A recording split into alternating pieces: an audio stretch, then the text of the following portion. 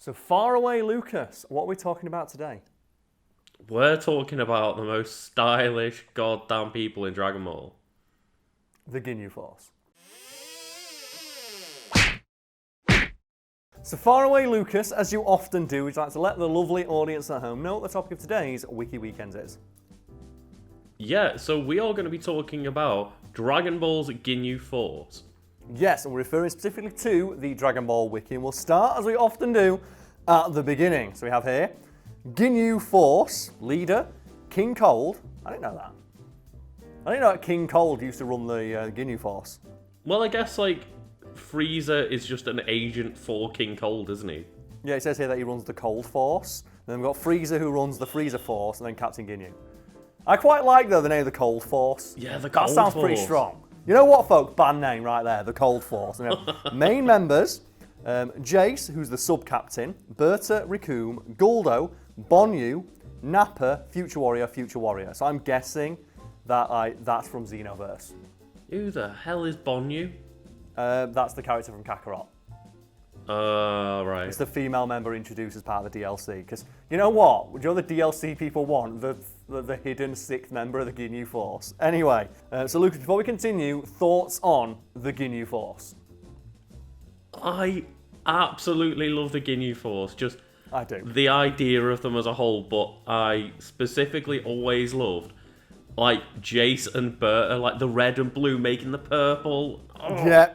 No doubt we'll get to their special moves where we'll get some band names for people at home, but I love the Ginyu Force. I'm a Captain Ginyu main in Dragon Ball FighterZ, just because I like the idea of fuck you, I'm fighting you 5-on-1, deal with it. It's just the idea of I'm going to rock up with the whole squad and just do 5-on-1, deal with it. Anyway, so the Ginyu Force, Ginyu Toku Sentai, literally the Ginyu Special Squadron, are an elite group of mercenaries employed by Frieza to conquer planets as part of his army. The members of the Ginyu Force were all special troops of, and I quote, high-level executive class. Why is everything about Dragon Ball's naming convention so fucking cool and stupid? It's the Ginyu Force, so it's Ginyu Special Squadron who are all high-level executive class warriors. I love that. Within the Galactic Frieza army, with Ginyu himself acting as a captain of the Force and also Frieza's right-hand man. And the thing I like about Captain Ginyu is he doesn't actually die in the show. Contrary to what people might think, because he gets turned into a frog, and you might think, well, doesn't that frog die? Because Planet Namek explodes. It's no, that frog escapes, and then in Dragon Ball Super, when Frieza comes down to Earth, Captain Ginyu Frog is still there, and he body changes into someone else. Yeah. So he can still body change as a frog. And he goes over to someone else's body and says, Lord Frieza, I've been waiting for you the entire time, and then gets killed. It's oh, god damn it. It's a you had body so much changing. chance. Oh, that must be one of the strongest techniques in the whole series. Yeah, it is the strongest thing ever shown in Dragon Ball, without a doubt, because it allows him to just jump into someone else's body. And they say, he can't use their full power. He jumps into Goku and he can't handle his power because he doesn't know his fighting techniques. But he can do it clearly to someone 10 times stronger than himself. Why? So he does it as a frog. And frogs don't have power levels. So he does it as a frog to Frieza's current training partner in Super after Frieza's been training and become as powerful as a god, and he can do that. So he could have done that to Broly. He could have done. Imagine if he taught that technique to somebody else. That'd be fucking unstoppable. Yeah. Why don't you do it to Frieza? I think it might be only rivaled by Guldo literally stopping time. Yeah, and then Hit comes in and can also do that. I think the only other power that's remotely comparable to this thing is broken is what his Kaioken, because it literally doubles, triples, quadruples your power level, even if you are at god level. Yeah, even when Goku just goes, fuck it, 10 times my power, it's how does that work? When he's a Super Saiyan god, it's what are you doing? You can't be 10 gods at once, stop it. Anyway, concept and creation. The Ginyu Force has some resemblances and references to Super Sentai teams, and by extension, the Power Rangers. So Super Sentai is what Power Rangers is in Japan, and what it's based on. 5-color coded warriors, tendencies to pose during battle, roll calls, and supernatural powers. Yeah, that sums up both Power Rangers and the Ginyu Force. And I adore the Ginyu Force because they are all about those posers. They never stop posing. They never stop styling. And it's as I said in Fighters, and I use the Ginyu Force just because they got a new level 3 where they all do the Ginyu Force pose. And I just love pointing at Raccoon and going, he's doing the reverse dab. Because Raccoon just like dabs in reverse, but then Captain Ginyu's crouching animation is also a dab. So you can dab on the haters while beating them. Despite being evil, ruthless, and cold-hearted, similar to Frieza, the Ginyu Force follows an independent mentality forged from within the group and have a code of honor and fairness of their own. Which I like, because I appreciate they only fight you fairly, like one-on-one. Mm-hmm. Except in Dragon Ball FighterZ where fuck you 5-on-1. Deal, like hold this squad, you can't do it. Here's the canon explanation for why the character introduced in Kakarot is no longer on the Ginyu Force. Bonyu was removed from the Force due to not being able to keep up with the posing. She was removed because she couldn't pose. Lucas, she couldn't pose or style hard enough. Karl, if you can't style hard enough, you're not allowed to be part of the Ginyu fucking Force. You need to fucking style like a madman or you're not allowed on here. And Lucas, what do you think about the theory that Gohan was so traumatized by his encounter with the Ginyu Force that he internalized it and then turned that into becoming the Great Saiyaman? I love it. Because he also poses all the time like an idiot. He does, and like, that's the thing is, he got just everything wrecked when he fought Raku. As did like Piccolo, Vegeta, and Krillin. I don't blame him for like worshipping the ground that the Ginyu Force comes on. It's just the fact though that it's like, what do you do when you just had your shit wrecked by a 9-foot-tall man who breathes lasers from his mouth, and you look up and he's just fucking dabbing on you? There is no recovery from like that kind of like defeat. Though physically some of the strongest in the universe, the Ginyu Force's arrogant members delight in coming up with strange poses, betting candy on fights and playing rock, paper, scissors in order to decide how they should fight. Here we go, I didn't know this. Every member of the Ginyu Force is a mutant member of their respective species, which explains their high powers and special abilities. Also explains why Frieza picked them all, because he's a mutant, like, part of his race. No, if people don't know that, the reason Frieza's so strong is because he's just a mutant member of his own race, which has no name in Dragon Ball canon, being referred to simply as Frieza's race. That's when you know you're good in it. When you're so good, you define what your race is known as.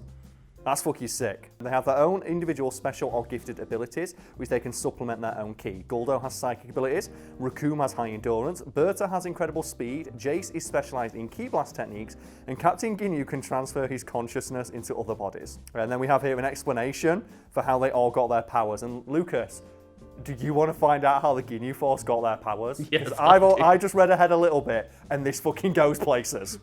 So, Guldo realised that he had psychic powers as a kid when he used his powers to lift up girls' skirts and steal other people's toys.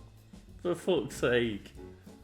Raccoon practiced dance endlessly, which is how he got his agility and various combat poses. Berta's mother was very strict, making him do all the household chores and slapping him if he was late preparing dinner. Because of this, he became the fastest being in the universe. Jace was a pitcher in the Galactic Little League, and it was there that he developed the Crusher Ball as his special technique. Captain Ginyu, on the other hand, first learned of his body change abilities when he swapped bodies with the richest kid in his class, which made him popular with the girls but also stupid, and he realised that men should compete in terms of strength rather than money. So, 2 members of the Ginyu Force exclusively use their powers as children to try and, like, you know, just skis on girls. Yeah. And I think, Lucas, because we're talking about Dragon Ball, let's jump straight to power, shall we? Hell yes. Right, after learning all of that information. Let's say that at the time presented in the series, the Ginyu Force is regarded as the fiercest and deadliest fighting team in the entire galaxy. King Kai considers to be the most fearsome group in the universe and at least 5 times stronger than Goku prior to training for Planet Namek. According to King Kai, this would place him at a power level of above 40,000 or more, but no one cares about power levels anymore. But for anyone who does, like, inexplicably still care, Captain Ginyu is the strongest among the Ginyu Force with a power level of 120,000. I can't get over the fact that, like, they are the most formidable fighting force in the entire galaxy, and then fast forward to Dragon Ball Super, where Krillin is like 20 times stronger than them. Yeah, Krillin is fighting against Goku and holding his own. Yeah. The one I like about that is that it's so frustrating because for a brief moment in Dragon Ball Super, they show Krillin get hit by a bullet.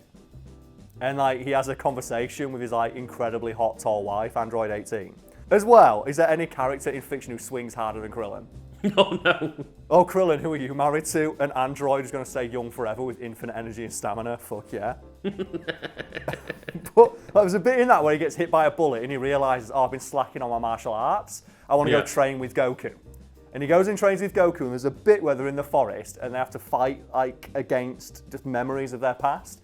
So they fight like Frieza, I think the Ginyu Force is there. And Krillin, for a brief moment, gets this key around his hands. And at that moment, I thought, oh, is this how they're going to say how every human gets to Goku's level without being a Super Saiyan?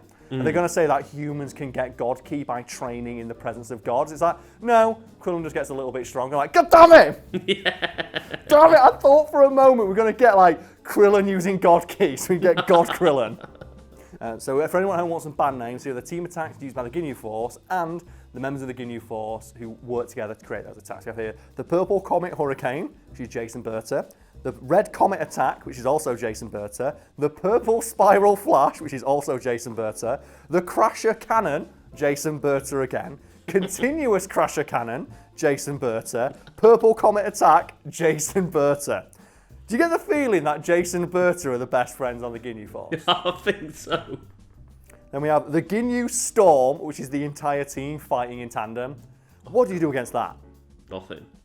Then you have the Cracker Formation, which is Ginyu and Frieza, and then the Special Fighting Assault. And we'll end on a bit of trivia about the Ginyu Force. The Ginyu Force's headquarters is located underground, planet Frieza 79, and they have Frieza soldiers who is taking care of their logistics. They've got fucking staff. What does a staff meeting led by Captain Ginyu look like? I need to know. I just think there's no words, it's only poses. And then he just does a series of 6 poses, like in a sequence, says, any questions, and nobody says anything and leaves. The Ginyu Force's insignia is seemingly a combination of Ginyu and Frieza's heads over a circle. So it's like I can see that. It says here that despite 4 out of the 5 Ginyu Force members being killed by Vegeta, Frieza does not believe that Vegeta could have killed them. What? As of Dragon Ball Super, when Vegeta kills Ginyu, finally after Frog Ginyu changes body again, Vegeta has canonically killed all 5 members. Oh, there's no more trivia. Well, Karl, I've got one piece of trivia for you. Oh, what's that? Did you know that in that Fusions game, Captain Ginyu and Great Saiyaman fused together? Oh my god, what does it make? It's Ginyu Man. The Great Ginyu Man. Oh man, just put more poses shit in cartoons. Like, it's great, I love it.